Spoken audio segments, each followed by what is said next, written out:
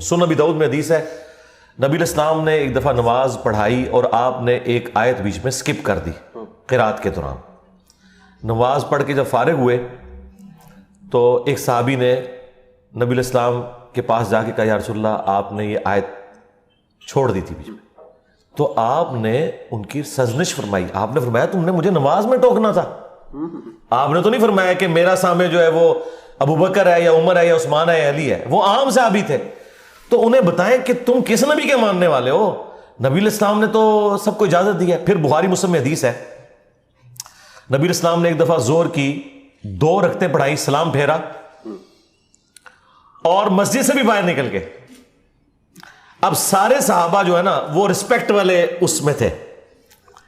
ایک صحابی جنہیں ذو الیدین کہا جاتا تھا، 2 ہاتھوں والا، وہ 2 ہاتھوں والا اس لیے کہا جاتا تھا کہ ان کے ہاتھ بڑے بڑے تھے، وہ نبی علیہ السلام کے پاس جا کے مسجد کے دروازے پہ کھڑے ہو گئے۔ انہوں نے کہا یا رسول اللہ نماز کم ہو گئی ہے یا آپ بھول گئے؟ تو نبی علیہ السلام نے فرمایا کہ نہ نماز کم ہوئی ہے اور نہ میں بھولا ہوں، یعنی نبی علیہ السلام یہ بھی بھول گئے کہ وہ بھول چکے ہیں۔ اللہ اکبر، آپ پورے کانفیڈنٹ تھے کہ میں نے 4 رکعتیں پڑھائی ہیں۔ ان کا یا رسول اللہ آپ نے 2 رکعتیں پڑھائی ہیں۔ آپ نے فرمایا میں نے 2 رکعتیں پڑھائی ہیں۔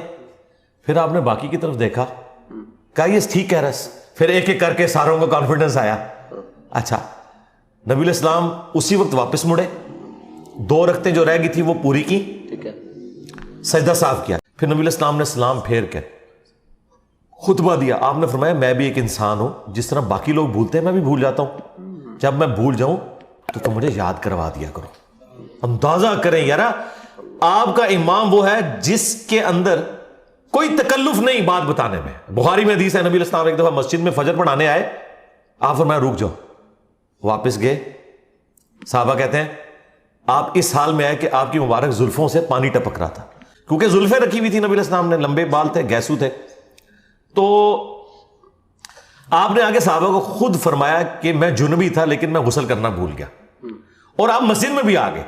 آپ واپس گئے، ٹھیک ہے، اور آپ نے اس کا اظہار کیا۔ یہ دیکھیں نبی علیہ السلام یقین کریں ہمارے لیے رول ماڈل اس لیے ہے کہ آپ ایک کامن انسان تھے، جس طرح ایک کامن انسان ڈیل کرتا ہے تبھی آپ کے لیے رول ماڈل ہو سکتے ہیں نا۔ اگر آپ ایک عزت کا اور وہ والا رشتہ اس لیول کے اوپر لے جائیں کہ کوئی آپ سے بات کرتے ہوئے ریلیکٹنٹ ہو، تو آپ کے لیے وہ کیسے وہ شخص رول ماڈل ہو سکتا ہے؟ صحابہ کرام تو بالکل آپ کے ساتھ کلیئر کٹ گفتگو کرتے تھے۔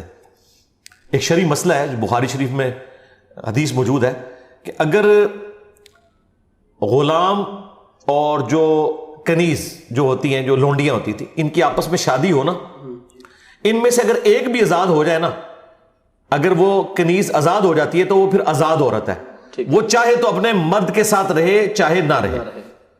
یہ شرعی مسئلہ ہے۔ ٹھیک ہے، وہ عورت ہو گئی آزاد اور مرد ابھی تک غلام تھا، اس نے کہا میں نے تمہارے ساتھ نہیں رہنا۔